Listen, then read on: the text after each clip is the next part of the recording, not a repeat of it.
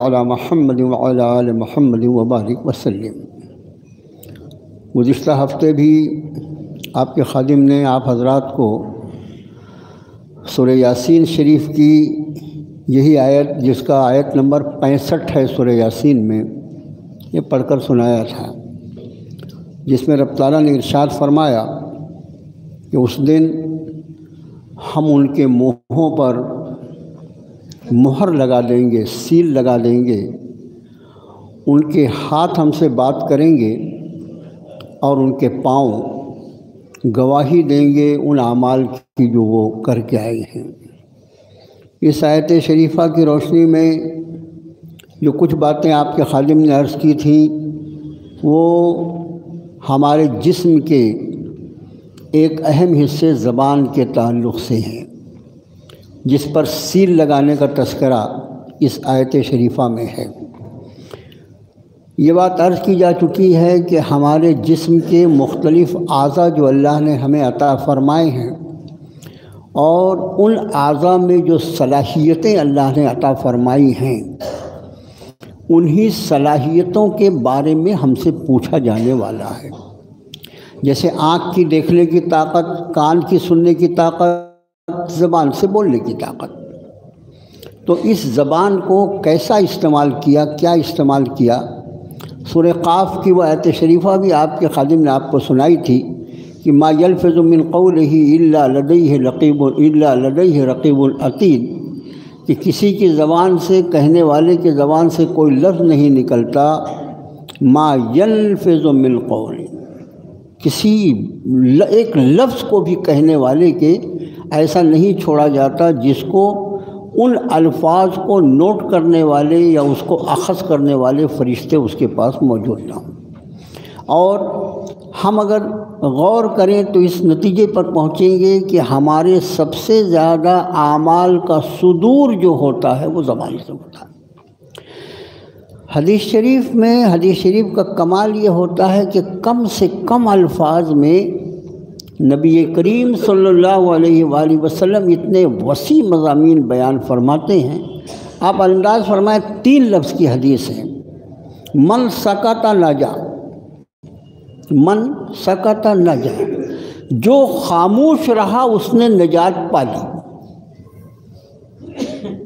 غور کریں کہ کیسے الفاظ ہوتے ہیں سرکار کے، اور کتنا وسیع مضمون فرماتے ہیں بیان اس میں۔ من سکتا، جس نے خاموشی اختیار کی، جس نے اپنی زبان کو بند کر لیا، نجا، وہ نجات پا گیا۔ اس کا معنی کہ ہماری نجات میں بہت بڑی چیز جو حائل ہو سکتی ہے اور ہوگی، وہ ہماری زبان کا استعمال ہوگا۔ یہ وجہ ہے کہ سیدنا عیسیٰ روح اللہ کا ایک قول، حضرت عیسیٰ روح اللہ ارشاد فرماتے ہیں کہ اگر گفتگو چاندی ہے تو خاموشی سونا ہے، اس لیے کہ جب تک زبان حرکت نہیں کرے گی، جب تک اس سے الفاظ ادا نہیں ہوں گے، الفاظ ادا ہونے کے بعد یہ سوچا جائے گا اور یہ فیصلہ کیا جانا ہے کہ اللہ آیا یہ اللہ کو راضی کرنے والے یا ناراض کرنے والے ہیں، اس کے اعتبار سے اس پر جزا یا سزا کا تعین ہوگا۔ لیکن اگر زبان خاموش ہو تو سرے سے کسی عمل کے صادر ہونے کا سوال ہی نہیں پیدا ہوتا۔ اس لیے میرے بھائیوں، بہت ادب سے آپ کا خادم عرض کرتا ہے کہ اپنی عادتوں میں کم بولنے کو اپنی عادت بناؤ، اور اگر بولنا بہت ضروری ہو تو یہ سوچ لو بولنے کے پہلے کہ یہ الفاظ جو میری زبان سے نکلیں گے وہ میرے نامہ اعمال کو مرتب کرنے والے کون سا فرشتہ جو ہے وہ اس کو لکھے گا؟ آیا دائیں ہاتھ والا لکھے گا، نیکیوں کا لکھنے والا لکھے گا، یا گناہوں کا؟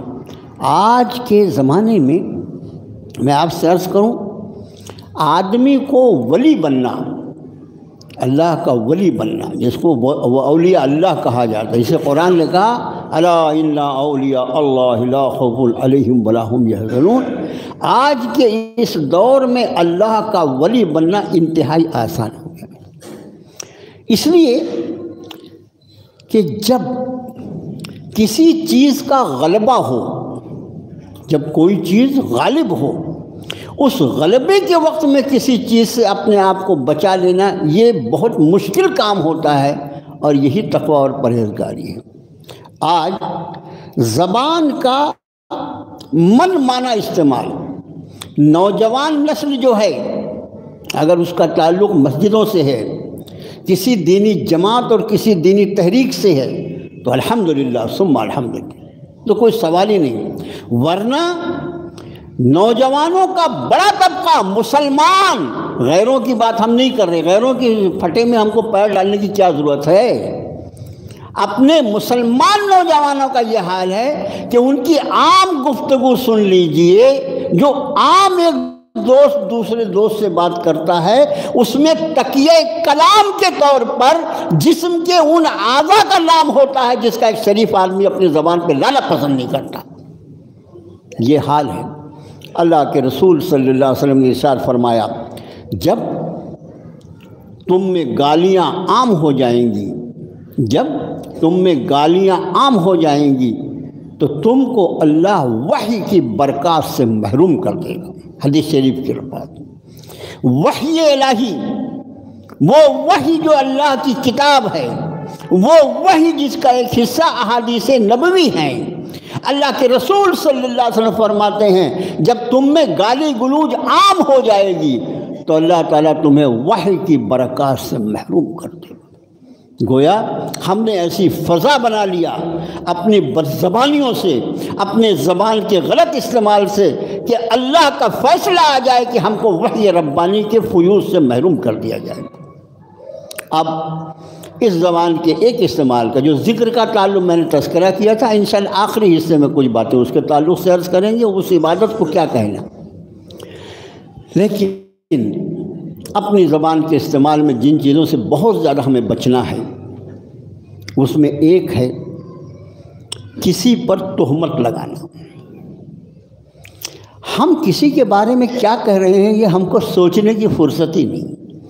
ایک بات تو ایک حدیث شریف یاد رکھیے، اللہ کے رسول صلی اللہ علیہ وسلم نے فرمایا کہ ایک آدمی کے جھوٹا ہونے کے لیے یہی کافی ہے۔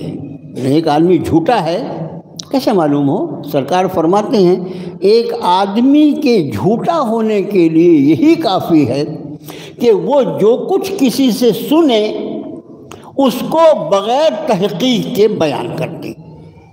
اس کا معنی یہ کہ ہمارے پاس اگر کوئی خبر، کوئی بات ہمارے پاس آتی ہے اور ہم یہ ضروری سمجھتے ہیں کہ اس کو دوسرے تک پہنچائیں، پہلی بات تو کیا ضروری ہے؟ بات کو ہضم کرنے کی بھی عادت ڈالو نا، ہاضمہ اپنا مضبوط بناؤ۔ کیا ضروری ہے کہ جو بات ہم نے سنی وہ جوں کی توں دوسرے تک بیان کر لی جائے؟ اس میں کئی گناہ شامل ہوتے ہیں۔ ایک گناہ جو میں آپ سے عرض کر رہا ہوں کہ اگر ہم کسی سنی ہوئی بات کو دوسرے سے نقل کرنا چاہتے ہیں تو اس کے لیے ضروری ہے کہ ہم اس بات کی تصدیق کر لیں کہ آیا جو بات کہی گئی ہے وہ ٹھیک ہے۔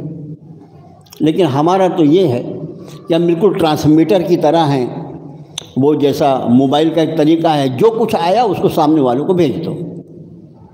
وہی ہمارا حال ہو گیا ہے کہ جو کچھ سنا اس کو جلدی سے دوسرے کو نقل کر دو، اور جب تک ہم نقل نہ کر دیں ہم کو اچھا ہی نہیں لگتا، بے چینی رہتی ہے کب کسی کو کہہ دوں۔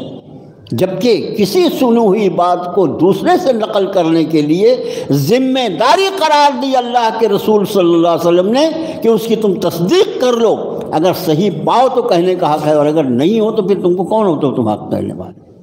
تو کسی پر تہمت لگانا، ہمارے ہاں جو معاشرے میں کسی پر تہمت لگا دینا اس کو کوئی گناہ ہی نہیں سمجھا جاتا۔ ایک موقع پر منافقین جو تھے مدینہ طیبہ میں، منافقین جو تھے وہ تو ہمیشہ اہل ایمان کو ستانے کے کچھ نہ کچھ بہانے تلاش کرتے ہی رہتے تھے۔ کسی پر الزام تراشی، کسی پر بارے میں کوئی بات کہنا، کسی کے بارے میں کوئی بات کرنا۔ ایک مرتبہ اللہ کے رسول صلی اللہ علیہ وسلم بہت ہی غیظ و غضب کی حالت میں ممبر پر تشریف لائی اور صحابہ سے فرمایا، سنو، وہ لوگ جو لوگوں پر الزام تراشی کرتے ہیں میں ان سے کہتا ہوں کہ وہ رک جائیں، خاموش ہو جائیں۔ الزام تراشی نہ کریں۔ اور اس کے بعد آپ نے جو بات ارشاد فرمائی وہ کتنی خطرناک ہے۔ فرمایا اگر تم کسی انسان پر ایسی بات کی تہمت رکھو اور الزام لگاؤ جو اس نے کیا نہیں ہے تو یہ اللہ کے ذمے ہے کہ تم کو اس وقت تک موت نہیں دے گا جب تک کہ تم کو اس گناہ میں مبتلا نہ کرتے۔ کیوں اپنی زبان کو کسی کے خلاف استعمال کرتے میرے بھائیوں؟ آپ انداز فرمائیں کہ کسی پر ہم نے ایسے کام کی تہمت لگا دی جو اس نے کیا نہیں ہے، رسول صلی اللہ علیہ وسلم فرما رہے ہیں یہ اللہ کے ذمے ہے کہ ایک آدمی کی آبروریزی کی گئی، ایک آدمی کی عزت سے کھیلا گیا، اس نے جو کیا نہیں تھا اس کے سر پہ ڈال دیا گیا۔ یہ اتنا بڑا گناہ ہے کہ پھر اللہ کی طرف سے یہ فیصلہ ہوتا ہے کہ یہ کہنے والے کو اس کے مرنے کے پہلے اس گناہ میں اس کو مبتلا اللہ تعالیٰ کر دے گا۔ کتنی بھیانک بات ہمارے لیے تو یہ کہ ہم کیسے اللہ تعالیٰ ہمیں مختلف گناہوں سے بچائے، اور پھر کہاں تو ہم اپنی زبان کا ایسا استعمال کر لیں کسی پر تہمت لگا کر، الزام لگا کر، کہ کسی گناہ کے بارے میں اللہ کا یہ فیصلہ ہو جائے ہمارے لیے کہ ہمارے مرنے کے پہلے ہم کو اس میں مبتلا کیا جائے۔ اللہ کی پناہ میرے بھائیوں، زبان کے استعمال کے بارے میں محتاط ہو جاؤ۔ میں نے جو بات عرض کیا کہ جو گناہ عام ہوتا ہے اس گناہ سے بچنے کا اجر اور ثواب بھی اتنا زیادہ ہو جاتا ہے۔ جو گناہ عام ہو جاتا ہے اس گناہ سے بچنے کا اجر اور ثواب بھی اتنا زیادہ ہو جاتا ہے حالات کے اعتبار سے۔ اور اسی لیے میں نے آپ سے کہا کہ آج کے دور میں آدمی کے لیے اللہ کا ولی بننا بہت آسان ہے۔ اپنے رزق کا خیال کر لے، جو کھا رہا ہے وہ رزق حلال پیٹ میں جائے، اس لیے کہ ساری عبادات کی بنیاد رزق حلال ہے۔ ہماری نماز، ہمارا روزہ، ہماری ساری عبادات کی چاہے جو قسم ہو، وہ فرائض میں سے ہو، واجبات سنت ہو یا نوافل، ساری عبادات یہاں تک کہ دعا جیسی مخل عبادت کا مغز جس کو اللہ کے رسول صلی اللہ علیہ وسلم فرمایا، اس کی قبولیت کا انحصار بھی رزق حلال پر۔ اور رزق حلال کے لیے آدمی کو چاہیے کہ مشتبہ چیزوں سے بچے۔ مشتبہ کس کو کہتے ہیں؟ ایک حدیث شریف میں اللہ کے رسول صلی اللہ علیہ وسلم فرمایا کہ حلال واضح ہے اور حرام واضح ہے۔ سب کو معلوم ہے حلال کیا ہے، حرام کیا ہے۔ بھئی بکرا، گائے حلال ہے، خنزیر حرام ہے، سب کو معلوم ہے۔ اپنی محنت کی کمائی حلال ہے، رشوت، سود، اس طرح کی چوری، ڈکیٹی، جوا، سٹا، یہ سب حرام ہے۔ ٹھیک ہے، تو آپ فرماتے ہیں کہ حلال ظاہر ہے اور حرام ظاہر ہے۔ فرمایا اس کے درمیان میں کچھ چیزیں ہوتی ہیں جو مشتبہ ہوتی ہیں، جس کے بارے میں آدمی کو یہ واضح طور پر نہیں معلوم ہوتا کہ آیا یہ جائز ہے یا ناجائز ہے۔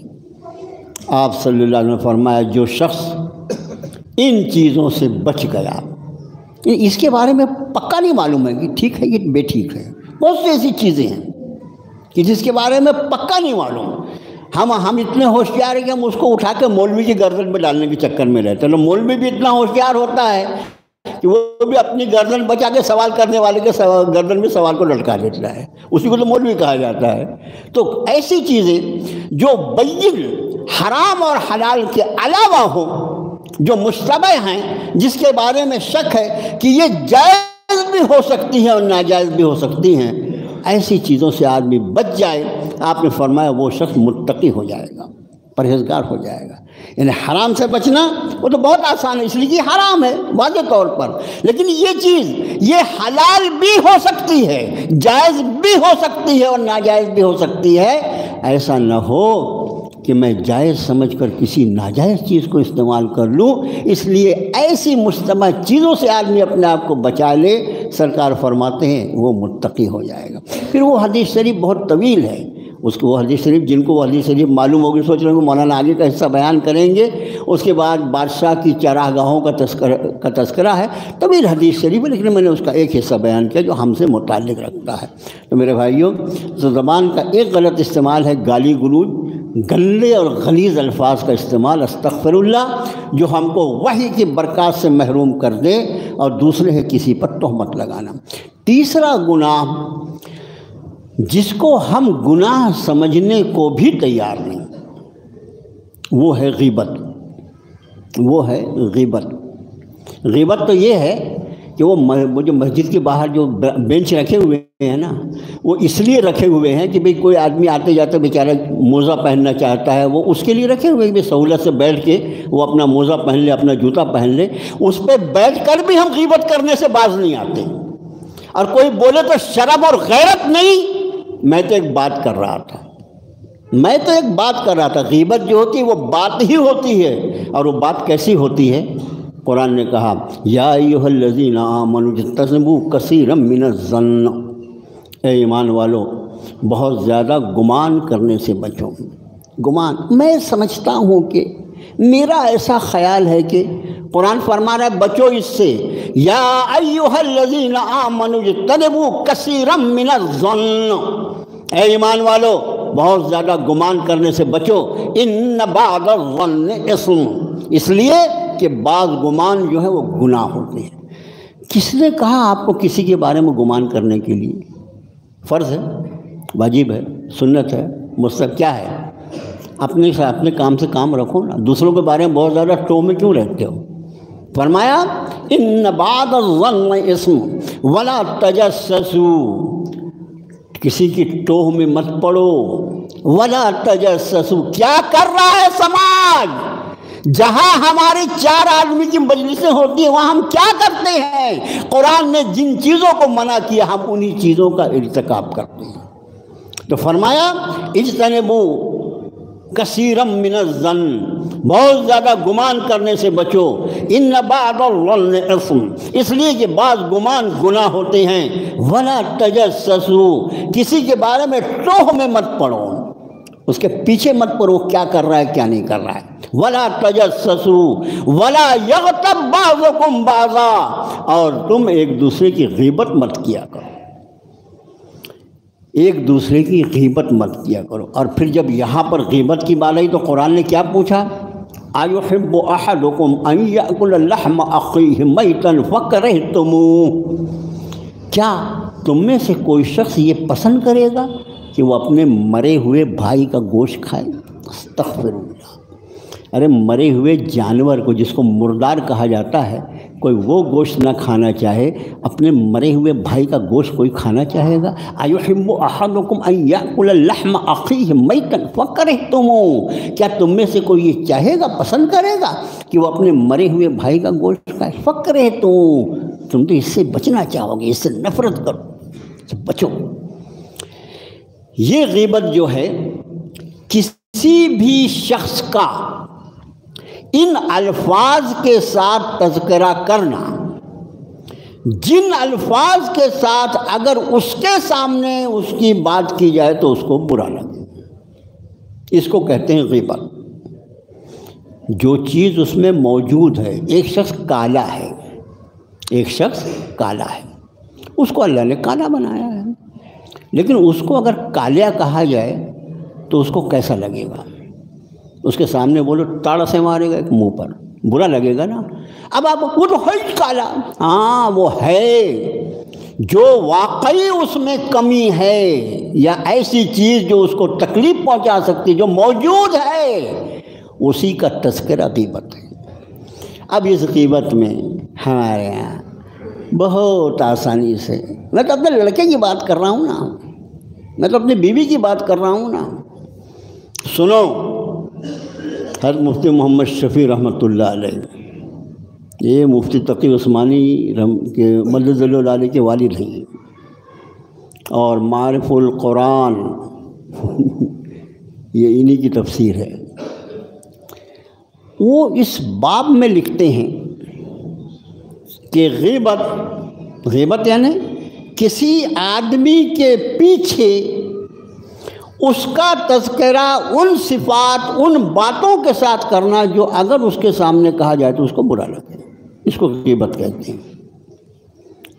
مفتی صاحب فرماتے ہیں اس غیبت کی حرمت میں اپنی بیوی، اپنی اولاد، اپنا نوکر، اپنا خادم، اپنا غلام، اپنے ملازم، یہاں تک کہ آگے کے الفاظ اللہ کے لیے یاد رکھنا، یہاں تک کہ کوئی پاگل انسان، پگلا تو ہے وہ، کیا ہوتا ہے پگلا ہے نا، اس پر شریعت کے احکام اللہ نے اس سے معاف کیے، تم پہ تھوڑی معاف، تم پاگل ہو کیا؟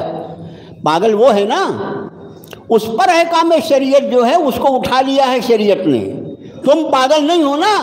کسی پاگل کی، مفتی صاحب لکھتے ہیں، مفتی محمد شفیع رحمۃ اللہ علیہ، اپنی اولاد کی، اپنی بیوی کی، اپنے غلام کی، اپنے ملازمین کی، یہاں تک کہ کسی پاگل کی اور کسی کافر کی غیبت بھی حرام ہے، کسی کافر کی غیبت بھی حرام۔ یہ ایسا دین نہیں ہے، یہ دین جو ہے یہ حق اور انصاف والا ہے۔ اور دوغلا پن وہاں ہوتا ہے جہاں آدمی اپنے ہاتھ کا بنایا ہوا مذہب چلاتا ہے، یہاں ایسا انصاف ہے جو ساری انسانیت کو انصاف دیتا ہے۔ غیبت غیبت ہے، جو چیز آدمی کو دھکا لگانے والی ہو وہ چاہے مومن کے لیے کہی جائے تو بھی غیبت ہوگی، اور کافر کی اگر غیبت کی جائے تو بھی غیبت ہوگی۔ کتنی احتیاط کی ضرورت ہے۔ اور ہماری مجلسیں، اور یہ وہ گناہ کبیرہ ہے، یہ وہ گناہ کبیرہ ہے کہ جس کی غیبت کی گئی ہے جب تک اس سے معافی نہ مانگ لیا جائے یہ گناہ معاف ہونے کا سوال ہی نہیں پیدا۔ کوئی تہجد، کوئی صلاۃ و تسبیح، کوئی حج اور کوئی جہاد تمہارے نام اعمال میں اگر غیبت کا گناہ ہے تو معاف نہیں کروائے گا، سمجھے آپ؟ اس لیے آپ کا خادم بہت دل کے درد کے ساتھ کہتا ہے، ہم نے اپنے معاشرے کو ایسا مسموم بنا لیا ہے، ایسا زہر آلود بنا لیا ہے اپنی نافرمانیوں سے کہ جہاں سے اللہ کی رحمتیں اٹھا لی جائیں، اور ہمیں معلوم ہے کہ ان گناہوں کی وجہ سے اللہ کی رحمتیں اٹھا لی جاتی ہیں، اللہ کی طرف سے عذاب کا فیصلہ ہو رہا، ہمیں معلوم ہے، امت جانتی ہے، پوری امت۔ لیکن وہ جب کسی کی غیبت کر رہا ہے، بھائی ارے کیوں غیبت کر؟ مولانا میں ایک بات بول رہا ہوں، میں تو حقیقت بول رہا ہوں۔ غیبت ہمیشہ حقیقت ہوتی ہے، جھوٹ نہیں ہوتی۔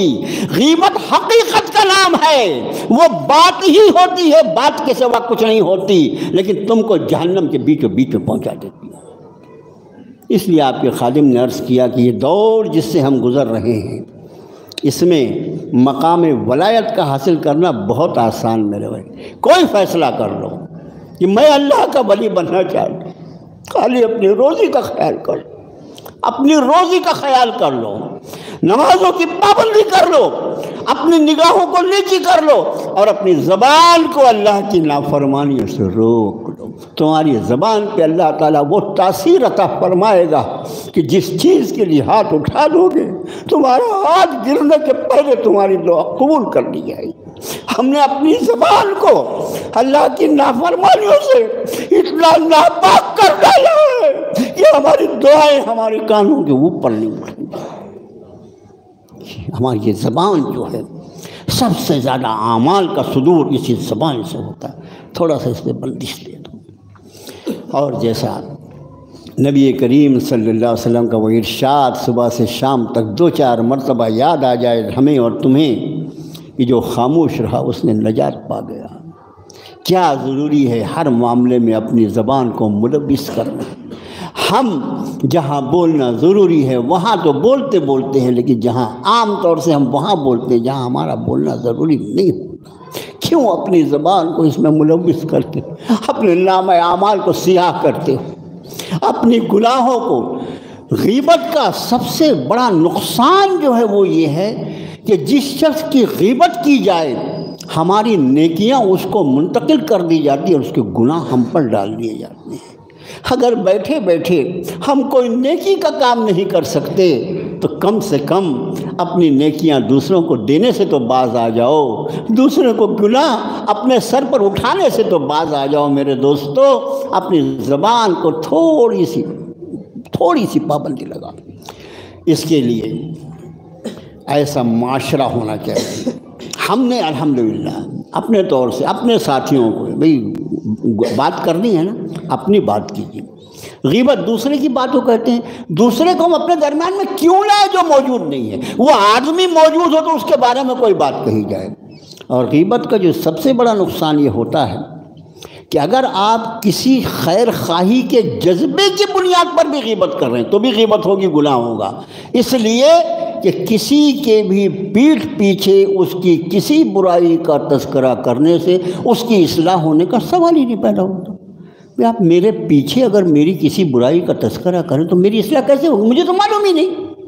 ہاں، اگر واقعی ہم کسی کے اصلاح کے خواہش مند ہیں تو پھر ہم میں اتنی جرأت ہونی چاہیے کہ ہم اس خیر کے ساتھ، اس بھلائی کے ساتھ، اس جذبہ ہمدردی کے ساتھ اور اس انداز گفتگو کے ساتھ جو ہم کو نبی کریم صلی اللہ علیہ وسلم نے سکھلایا ہے، اس مومن کی کمزوری اس کے سامنے اس طرح بیان کریں کہ اس کے دل کو دھکا بھی نہ لگے اور اس کی کمزوری بھی دور ہو جائے۔ ہمارے لیے عین اجر و ثواب، امر بالمعروف نہی عن المنکر کا ثواب دکھا جائے۔ یہ جرأت کس میں ہوگی؟ بس آج اسی بات پہ ختم کرتے ہیں۔ مزید کچھ باتیں اس سلسلے میں، زبان کا غلط استعمال جس نے پورے فضا کو زہر آلود بنا دیا ہے اللہ کی رحمتوں کے اعتبار سے، اس پر کچھ مزید باتیں، زبان کا صحیح استعمال کیسے کیا جائے، کیا کیا جائے، انشاءاللہ اگلے جمعے میں عرض کریں گے۔ اور ایک اعلان سماعت فرما لیجئے کہ ہمارے شہر سے لگا ہوا حصہ کامٹی جو ہے، اس کی ایک عظیم قدیم دینی مدرسہ ہے، وہاں اس دارالعلوم مدرسہ اسلامیہ دارالعلوم پیلی حویلی کامٹی، یہ جہاں پر ابھی مدرسہ ہے وہاں پر جگہ کافی تنگ ہو رہی ہے، ان کی نئی عمارت کی تعمیر ہو رہی ہے اور نیو کامٹی اس کو کہا جا سکتا ہے، ڈریگن پیلیس کے بازو میں کافی بڑا مقام ہے اور وہ تعمیر بھی بہت بڑی ہے۔ برسوں سے اس کا کام شروع ہوا تھا لیکن بیچ میں کچھ قانونی الجھنیں جو ہوتی ہیں وہ اس کی وجہ سے رکا ہوا تھا، اب دوبارہ وہ کام شروع ہوا ہے۔ خرچ جو ہے تقریباً 5.5 کروڑ روپیہ ہے اس مدرسے کا۔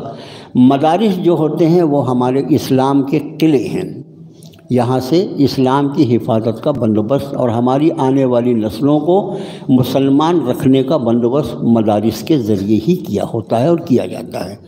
اس کے خدام تشریف لائے ہیں، اس تعمیر مدرسہ میں جی کھول کے حصہ لیجئے، نماز کے بعد وہ دروازے پہ موجود ہوں گے، بھرپور تعاون فرمائیں۔